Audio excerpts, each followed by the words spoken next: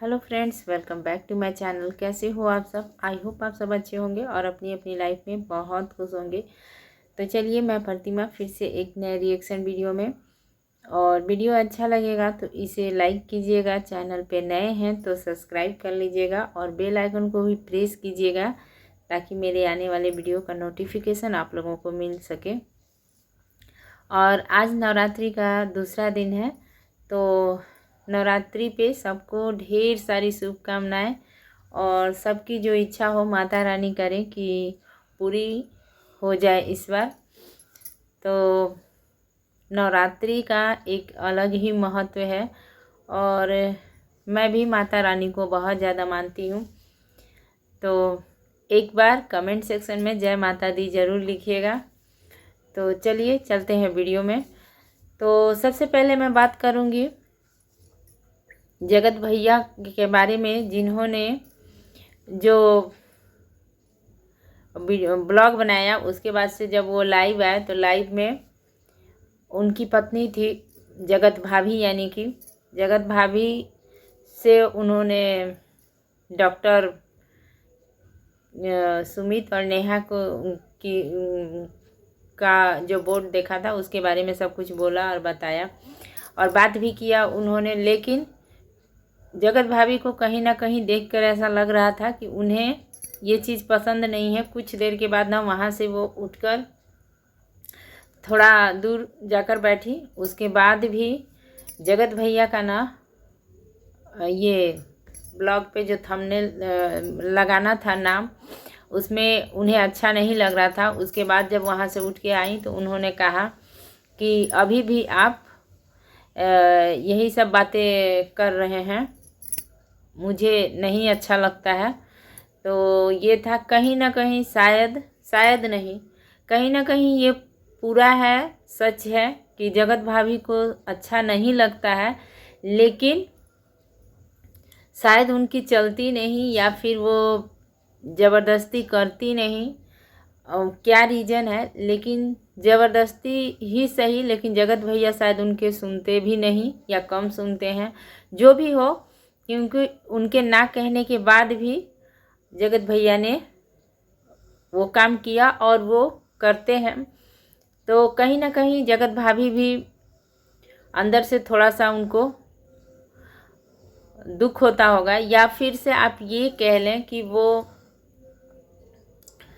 वो ना सही से आवाज़ नहीं उठा पाती हैं। जबकि इतना कुछ हुआ ना, इसके बाद तो मैं ये कहूँगी ना कि कहीं ना उनको थोड़ा सा अपने लिए आवाज़ उठाना चाहिए।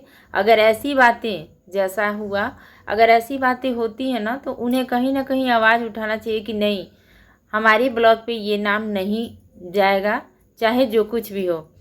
लेकिन वो कर नहीं पाती। और जैसे कि अभी ही वो गई हुई हैं मनाली, जहाँ जिस नाम से उनको मनाली जगह से भी उनको कहीं ना कहीं कंट्रोवर्सी के दौरान नफ़रत हुआ। और मनाली नाम से भी वो बोलती थी कि मुझे ये हो रहा है, क्योंकि सारा कुछ जो है ना वो मनाली से ही शुरू हुआ था। तो यहाँ पे भी ना चाहते हुए भी या फिर क्यों वो मनाली गई हुई हैं।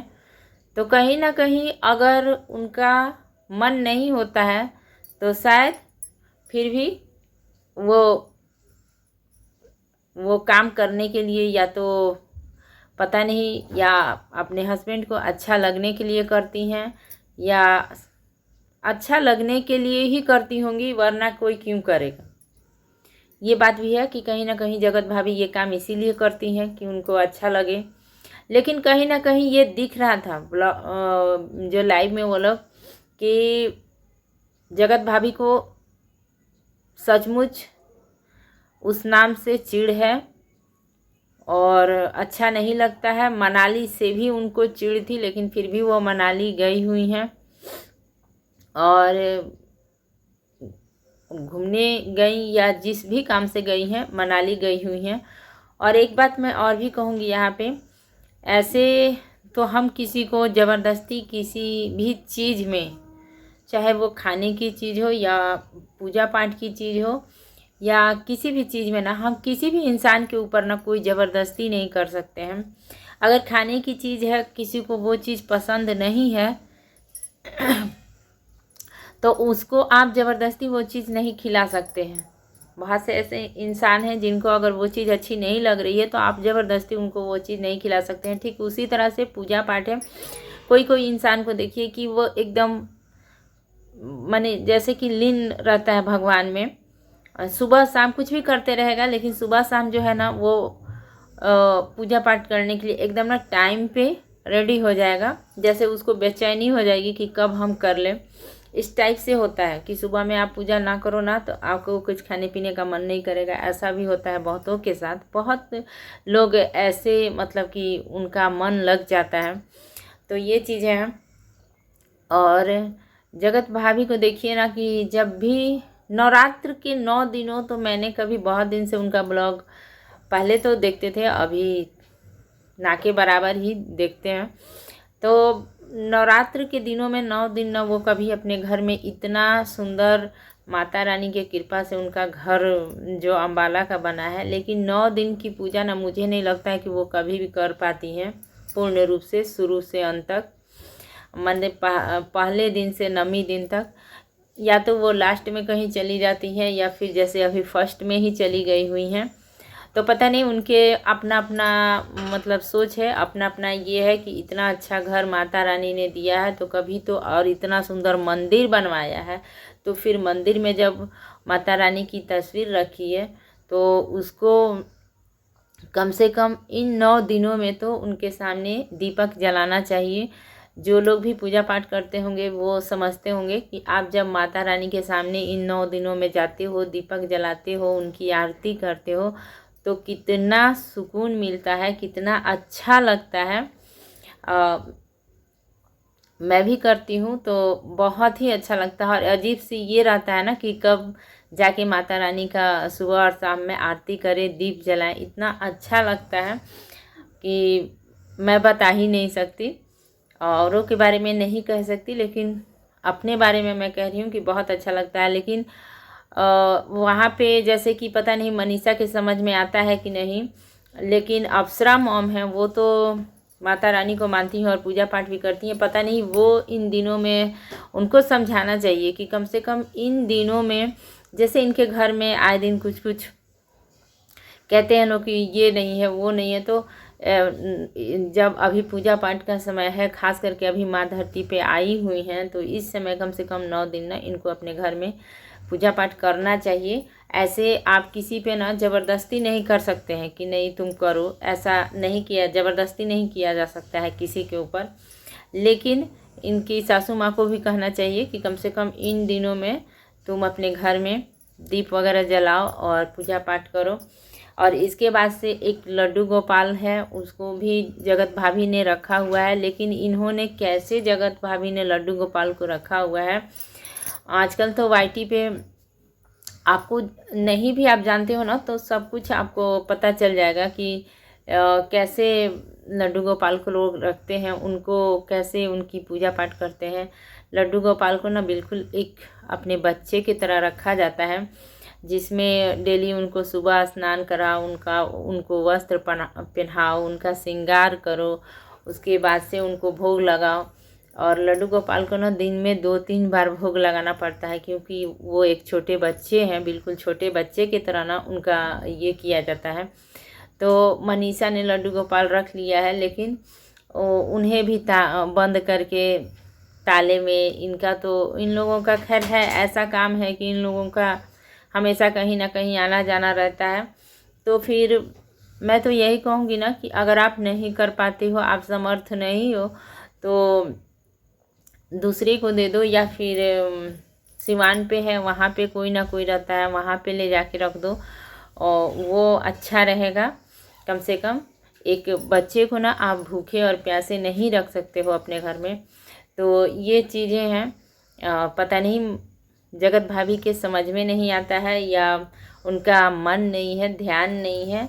हो सकता है थोड़ा सा जब मन में ही शांति नहीं है तो हो सके उनका उतना मन नहीं लगता हो पूजा पाठ में, या फिर से ये भी रीज़न हो सकता है कि अगर आपके मन में शांति नहीं है तो शायद उनके मन ही ना करता हो समय पे मतलब करने का, या उतना ध्यान उनका नहीं रहता हो। तो ये चीज़ है, इसी चीज़ के बारे में अच्छा नहीं लगता है। और ख़ास करके जैसे अभी नवरात्र चल रहा है ना, तो इन दिनों में ये सब चीज़ें ना और अच्छी नहीं लगती है कि पूजा पाठ का स्थान होते हुए ना आप उसको बंद करके कहीं चले जाते हो। वैसा कोई विशेष नहीं था, ज़रूरी नहीं था। ये जो मनाली के ट्रिप पे ये लोग गए हैं ना, 10 दिन बाद भी जा सकते थे, पूजा ख़त्म होने के बाद भी जा सकते थे। तो ऐसी ऐसी कुछ इन लोगों की हरकतें हैं और समझ में नहीं आता है कि क्या है क्या नहीं है। लेकिन लाइफ से और एक बात कहूँगी कि लाइव जो आए ये लोग, तो उसमें जगत भैया ये कहने का कोशिश कर रहे थे या दिखा रहे थे कि मुझे उनके नाम से या कुछ से कोई फ़र्क नहीं पड़ता है। लेकिन फ़र्क पड़ा है, इसलिए पड़ा है क्योंकि फ़र्क जब इंसान को पड़ता है ना, तो दो तीन हरकतें होती है जो वो करता है। या तो वो रोता है, या फिर हंसता है, या फिर कुछ कहता है। लेकिन जगत भैया वहाँ पे हंसे। अगर आपको फ़र्क नहीं पड़ा तो आप से ऑडियंस ने या किसी ने ये नहीं कहा कि आपको फ़र्क पड़ा। किसी रिएक्शन वाले ने या किसी ऑडियंस ने ये नहीं कहा कि आपको फ़र्क पड़ा। आप ये क्यों सफाई दे रहे हैं कि मुझे कोई फ़र्क नहीं पड़ता है। फ़र्क पड़ा इस वजह से तो आपने वहाँ पे रिएक्ट किया। जब किसी भी चीज़ से आपको फ़र्क नहीं पड़ता है ना, तो कोई भी इंसान ना उस चीज़ को देखकर वहाँ पे रिएक्ट बिल्कुल नहीं करता है। तो इन्हें फ़र्क पड़ा, इसलिए ये वहाँ पे देखा, बोर्ड को देखा, देखने के बाद हंसे, हंसकर उसका ब्लॉग भी ये किया, ब्लॉग में भी अपना दिखाया। तो फ़र्क पड़ा। और ऑडियंस आपसे सफाई नहीं मांग रही है कि आपको फ़र्क पड़ा या नहीं पड़ा। ऑडियंस नहीं मांग रही है और कोई भी नहीं मांग रहा है। लेकिन ये कहना है कि ये जो हरकत है ना, ये बहुत गलत है। जब आप अपने लाइफ में आगे बढ़ गए हैं, आप लोग अपना खुशी खुशी हैं हस्बैंड वाइफ, तो इस पक्ष का लोग अगर गलत था, मैं ये नहीं कहती कि उधर पक्ष का जो भी इंसान है वो गलत नहीं था, वो भी 100% गलत था। और गलती दोनों, मैं तो यही कहती हूँ कि गलती दोनों तरफ से थी। तो जब दोनों तरफ से गलती थी, आप जब अपने फैमिली के साथ अपने लाइफ में आगे बढ़ सकते हैं, खुश रह सकते हैं, तो उधर वाले पक्ष को भी हक है कि वो भी खुश रहे, अपने लाइफ में आगे बढ़े। क्योंकि ऑलरेडी उसने जो गलतियां की उसका बहुत सारा भरपाया उसने भर लिया है। जितने भी दोस्त यार थे उनके, या जितने भी रिलेशन के लोग थे, बहुतों से नाता टूट गया है उनका। तो उसने कहीं ना कहीं भरपाया भर चुका है, अपना जो भी कर्म किया उसका भरपाया भरा है। अब बात है कि उसके साथ एक छोटी सी बच्ची की ज़िंदगी जुड़ी हुई है। उस बच्ची की कहीं कोई गलती नहीं है, वो तो शायद इतना कुछ समझेगी भी नहीं। तो उस बच्ची का बर्थडे आ रहा है, उसके खुशी में तो किसी को ना कंकड़ या पत्थर या कुछ भी मारना ही नहीं चाहिए। क्योंकि एक छोटी बच्ची है और बच्ची ने किसी का कुछ भी नहीं बिगाड़ा है। तो उस बच्ची के लिए ही जब वो लेडीज आगे बढ़ रही है, क्योंकि ये बात तो सही है कि हर हाल में उस बच्ची का पालन पोषण करना है, उसे पढ़ाना लिखाना है, ये सारी जिम्मेवारी चाहे जैसी भी हो। लेकिन माँ होने के नाते नेहा को ये जिम्मेवारी पूरी करनी है, किसी भी हालत में करनी है। तो इसके लिए वो जो भी अब काम कर रही है या अपने लाइफ में आगे बढ़ रही है, तो वो भी ज़रूरी है। क्योंकि आप जब कोई जिम्मेवारी उठाओगे और चलाओगे ना, तो उसके लिए आपका काम करना, आपको सब कुछ करना पड़ेगा। तो जो हुआ सो हुआ, गलती दोनों की थी। आप अपने लाइफ में आगे बढ़ चुके हैं, अपने पत्नी के साथ खुश हैं, तो आप लोग खुश रहिए। लेकिन दूसरे को भी रोक टोक या दूसरे पे भी उंगली मत उठाइए, या कहें कि उंगली मत करिए। इसको उंगली कहना कहेंगे, किसी का जो हरकतें इन्होंने की उसको उंगली करना कहेंगे। तो ये चीज़ आप मत करिए। आप अपने लाइफ में खुश रहिए। उसको उसके साथ एक बच्ची की ज़िंदगी जुड़ी हुई है, उसको भी खुश रहने दीजिए। तो ये है कि किसी ने भी ये नहीं आपको कहा कि आपको रिएक्ट नहीं हुआ, इसकी सफाई देने की ज़रूरत नहीं है, किसी ने नहीं कहा। और आपने रिएक्ट किया है, ये भी दिखा है कि आपने रिएक्ट किया।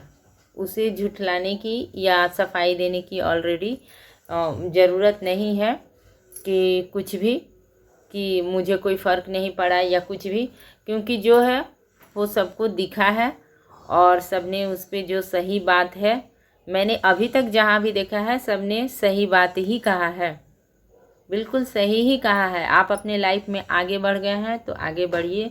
यहाँ तक जो सही बात थी ना, सच में आपने कह भी दिया लाइव में कि मैंने तो उसका नाम भी डाला लेकिन व्यू नहीं आया।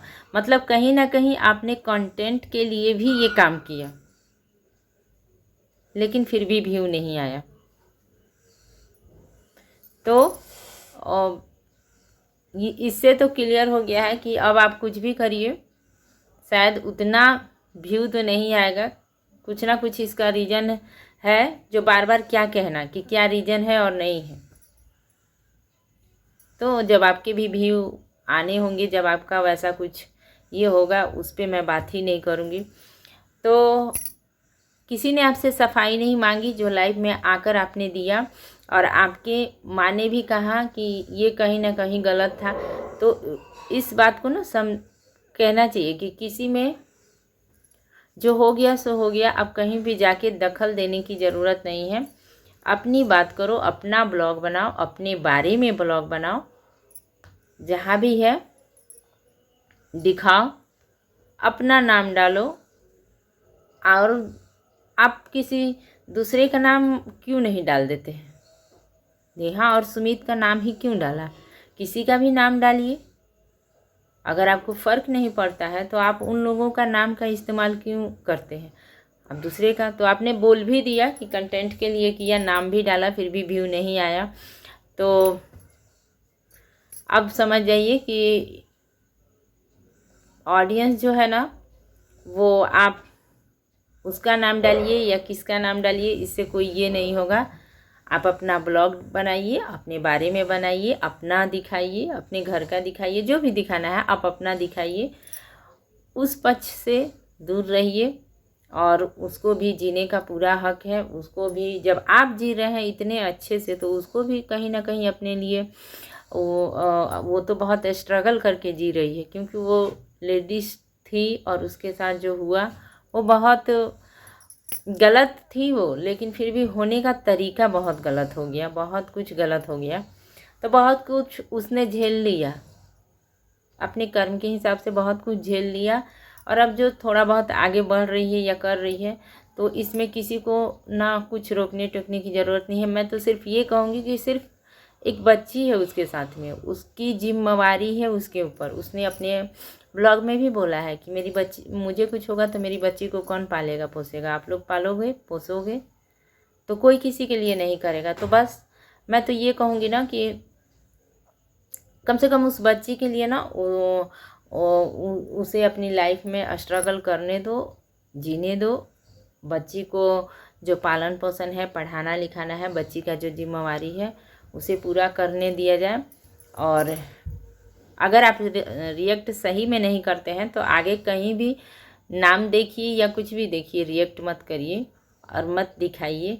तो बस यही था मेरा छोटा सा वीडियो अच्छा लगेगा तो लाइक कीजिएगा। कहीं कुछ गलती, क्योंकि मैं भी इंसान हूँ और जहाँ तक मेरी नज़र गई है, जहाँ तक मैं देखती हूँ सुनती हूँ, उसी पर अपने वीडियो को बनाती हूँ। हो सकता है कि मुझसे कहीं कुछ छूट गया हो या मेरी नज़र ना गई हो किसी बात पर, तो आप लोग कमेंट करके बता सकते हैं कि ये चीज़ ऐसे है या वैसे है।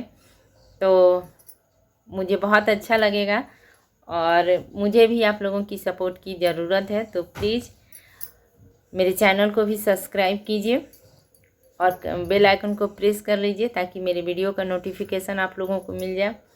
तो इसी के साथ मिलूंगी फिर नेक्स्ट वीडियो में। तब तक के लिए thank you, take care and bye bye.